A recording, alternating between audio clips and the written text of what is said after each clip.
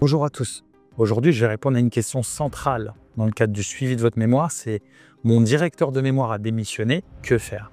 C'est une question très importante qui se pose parce que le directeur de mémoire, c'est la personne qui va sécuriser la validation de votre mémoire.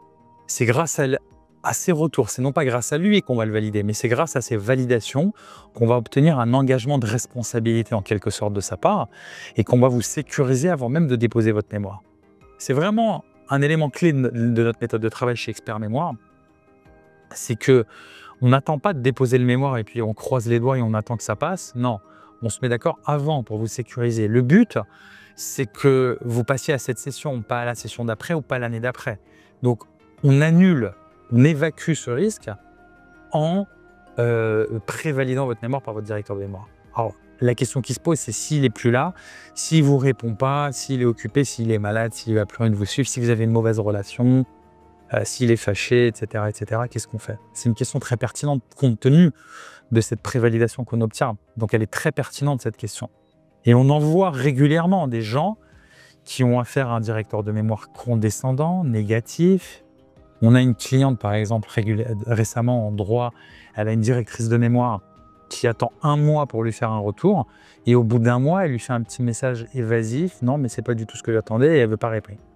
Donc, qu'est-ce qu'il faut faire dans ces cas de figure-là? C'est des règles de bon sens. Déjà, il faut pas attendre, il faut surtout pas rester passif. C'est la pire des erreurs. Il faut dans ce cas-là absolument, et les enjeux sont très importants compte tenu de cette prévalidation, il va falloir aller de l'avant. Donc ça veut dire qu'on va contacter le directeur de mémoire, on va idéalement l'appeler, d'accord? On va aller à sa rencontre.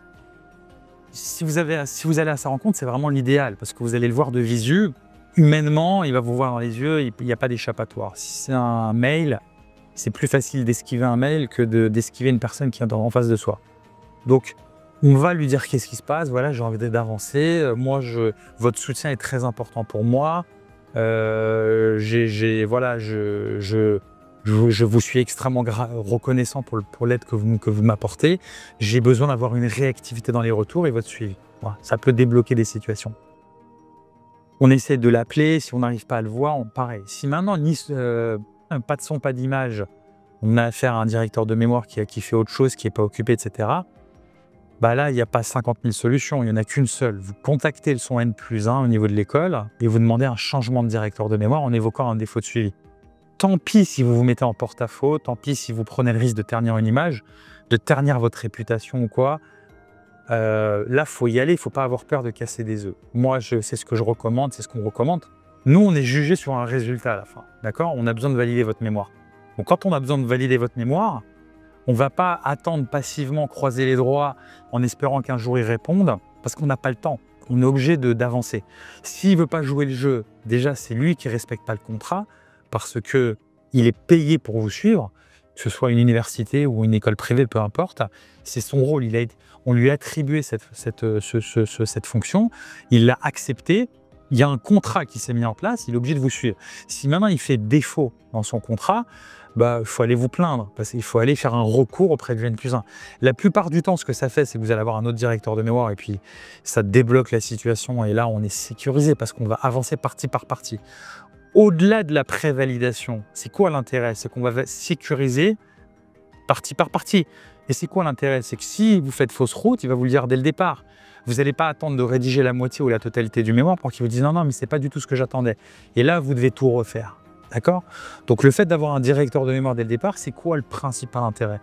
C'est d'y sécuriser les avancements. Vous capitalisez, vous êtes sûr que vous allez dans la bonne direction. On commence par le plan, les différentes parties et la totalité à la fin. Très, très, très important d'un point de vue stratégique. Donc, si ça débloque la situation, vous avez un autre directeur de mémoire, parfait, vous avez réglé un problème important, bravo. Parfois, ce qui peut arriver, c'est qu'il va se réveiller. Tout d'un coup, le N+1 va l'appeler et là, il va l'écouter différemment. Et là, ça va le responsabiliser. Si maintenant, ça c'est un autre cas de figure, là, vous allez très probablement débloquer la question de suivi, vous allez avoir un directeur de mémoire. Maintenant, la question qui se pose, c'est quand j'ai un directeur de mémoire, je digresse un petit peu par rapport au titre de la question, mais c'est une question qui est extrêmement liée. Un directeur de mémoire de mauvaise foi, ça veut dire qu'il est tout le temps négatif, jamais content, pire, qui fait des retours contradictoires. Il vous a validé une partie, puis après finalement ça lui va pas une fois que vous avez rédigé. Là, c'est drapeau rouge, alerte générale. Là, il faut absolument demander un changement de directeur de mémoire parce que c'est un profil toxique qui va vous faire perdre votre temps, notre temps si on vous aide en matière de rédaction académique.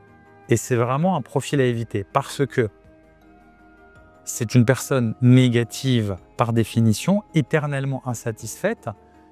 On en voit. Heureusement, c'est rare. Heureusement, ce n'est pas l'essentiel. Je vous dis ça sur la base de notre expérience significative en matière de rédaction sur les 15 dernières années. C'est rare.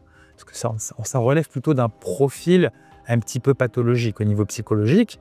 En général, un directeur de mémoire qui donne sa parole sur un plan ou sur une partie, il ne revient pas là-dessus. Ou un directeur de mémoire sain d'esprit, il vous fait un retour constructif, rapide, ou du moins avec une rapidité acceptable. Il n'attend pas un mois pour vous balancer une phrase évasive, générale. D'accord? Donc ça, c'est très important de discriminer ces profils-là. D'accord? Nous, on en voit tout le temps des retours. Donc c'est vraiment sur la base du vécu que je vous partage cette expérience. Donc pour conclure cette vidéo, lorsque vous faites face à un directeur de mémoire qui a visiblement démissionné, donc qui fait défaut dans le cadre du suivi, donc je vous invite effectivement à faire tout ce que vous pouvez pour essayer de renouer cette relation et trouver une solution justement pour qu'il poursuive convenablement le suivi, ou bien changer tout simplement de directeur de mémoire quand vous sentez que ça ne part pas dans la bonne direction. Un directeur de mémoire ou un directeur de thèse, il faut vraiment que ça se passe bien dès le départ. Les enjeux sont trop importants pour perdre du temps.